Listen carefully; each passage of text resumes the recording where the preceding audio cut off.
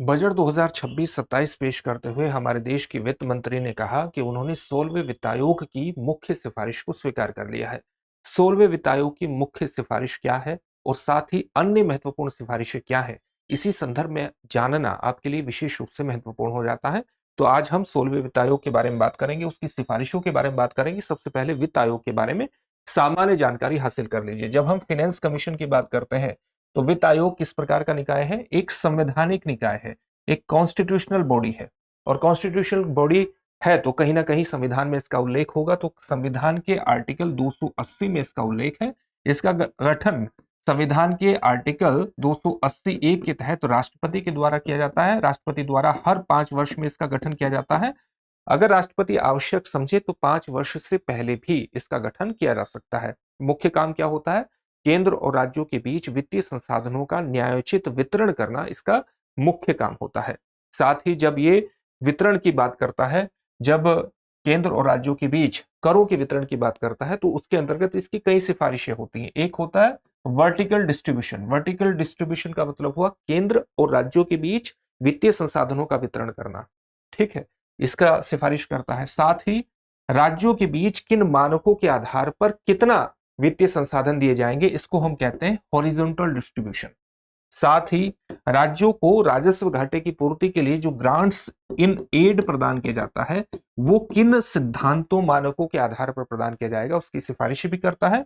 और साथ ही जो टीयर 3 गवर्नमेंट होती है, यानी नगर पालिकाएं हैं, पंचायतें हैं, उनकी स्थितियों को बेहतर करने के लिए राज्यों को अपने राजस्व में किस प्रकार से सुधार करने की आवश्यकता है, इसकी भी ये सिफारिश करता है। तो ये 4 मुख्य बात हमारी हो गई। अब हम 16वें वित्त आयोग की मुख्य सिफारिशों के बारे में बात करेंगे, लेकिन उससे पहले इस बात को ध्यान में रखिएगा कि दृष्टि संस्थान ने आपकी जीएस की तैयारी को पूरी तरह से करवाने के लिए आप घर बैठकर ही जीएस की तैयारी कर सकें, इस बात को ध्यान में रखते हुए हाल ही में एक कोर्स लॉन्च किया है जिसका नाम है GS studio foundation live online course. ये मात्र 24,999 में आपकी जीएस की तैयारी को मात्र 14 महीने में पूरा करा देगा। और उसकी सबसे खास बातों में शामिल है कि इसको करने के बाद जब आप दृष्टि संस्थान की किसी शाखा में जाएंगे तो जीएस फाउंडेशन ऑफलाइन बैच में एडमिशन लेने पर उस ऑफलाइन बैच में ये सारी फीस एडजस्ट हो जाएगी, यानी एक तरह से कोर्स आपको फ्री में पड़ेगा। इस बात को विशेष तौर से ध्यान में रखिएगा कि ये बैच आपको हिंदी, इंग्लिश और इंग्लिश तीनों में ही उपलब्ध है। इंग्लिश के बैच में हिंदी और इंग्लिश दोनों में समझाया जाएगा, लेकिन नोट्स उपलब्ध होंगे इंग्लिश में। तीनों ही बैचेस में एडमिशन ओपन है, आप एडमिशन ले सकते हैं।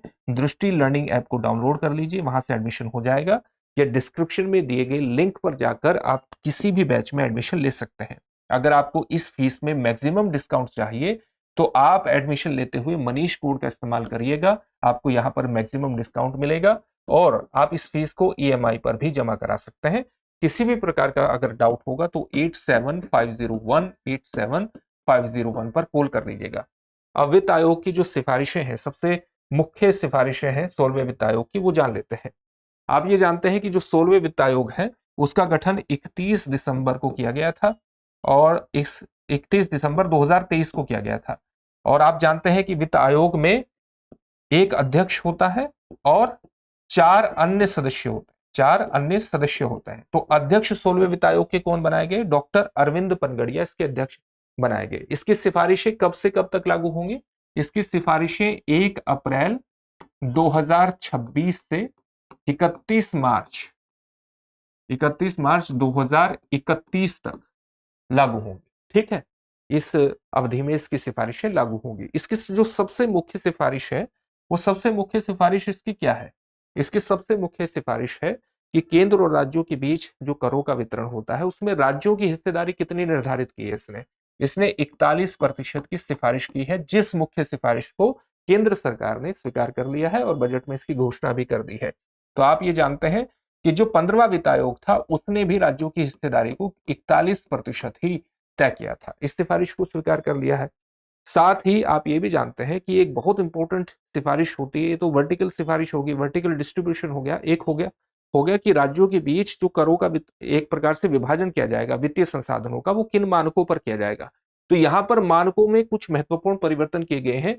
ये मानक यहां पर दिए गए हैं। ये 15th फाइनेंस कमीशन के मानक में 1% बताया गया है और ये 16th फाइनेंस कमीशन के मानकों में चीजें बताई गई है। तो यहां पर आप देख सकते हैं कि एक नई कैटेगरी को जोड़ दिया गया है जो कि 15th फाइनेंस कमीशन में नहीं थी और यहां पर होगी, और जिसका 10% का वेटेज होगा, और वो है जीडीपी कंट्रीब्यूशन।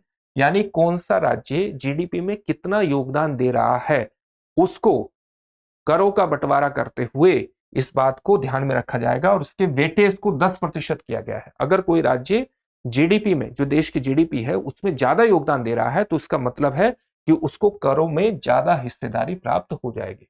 यहां पर यह चीज की गई है। साथ ही अगर कोई राज्य अपने यहाँ फॉरेस्ट को, वनों को, पारिस्थितिकी को बेहतर बना करके रखे हुए है, तो वो भी एक मानक है। इसी तरह से डेमोग्राफिक परफॉर्मेंस को भी अगर आप देखेंगे तो वो भी एक मानक है। अगर किसी राज्य ने जनसंख्या को नियंत्रित करने में बेहतर परफॉर्मेंस किया है तो उसको भी करों में बेहतर हिस्सेदारी मिलेगी। यहां अगर आप देखेंगे कि एरिया का जो परसेंटेज है उसको घटा दिया गया है। पहले इसका वेटेज 15% हुआ करता था वित्तीय संसाधनों के वितरण में, अब ये 10% का वेटेज रखेगा। यानी एरिया का जो परसेंटेज है, एरिया के आधार पर जो करों के वितरण का परसेंटेज है उसको घटा दिया है।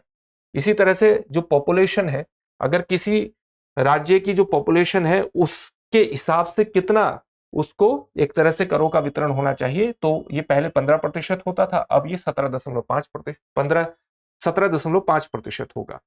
इसी तरह से जो इनकम डिस्टेंस है, यानी अगर किसी राज्य का जो पर कैपिटा जीएसडीपी है और जो सबसे किसी राज्य का जो पर कैपिटा जीएसडीपी है, किसी उच्चतम राज्य का, जिस राज्य का सबसे ज्यादा पर कैपिटा जीएसडीपी है, और किसी पर्टिकुलर राज्य का जो जीएसडीपी है पर कैपिटा, इसके अंतर के आधार पर भी आपको ये संसाधन का वितरण किया जाएगा। तो ये मानक कुछ महत्वपूर्ण है। और पहले एक मानक हुआ करता था टैक्स एंड फिस्कल एफर्ट्स, उसको ड्रॉप कर दिया गया, अब उसको स्वीकार नहीं किया जाएगा करों के वितरण के अंतर्गत। तो इस प्रकार से इन मानकों के आधार पर हॉरिजॉन्टल वितरण किया जाएगा।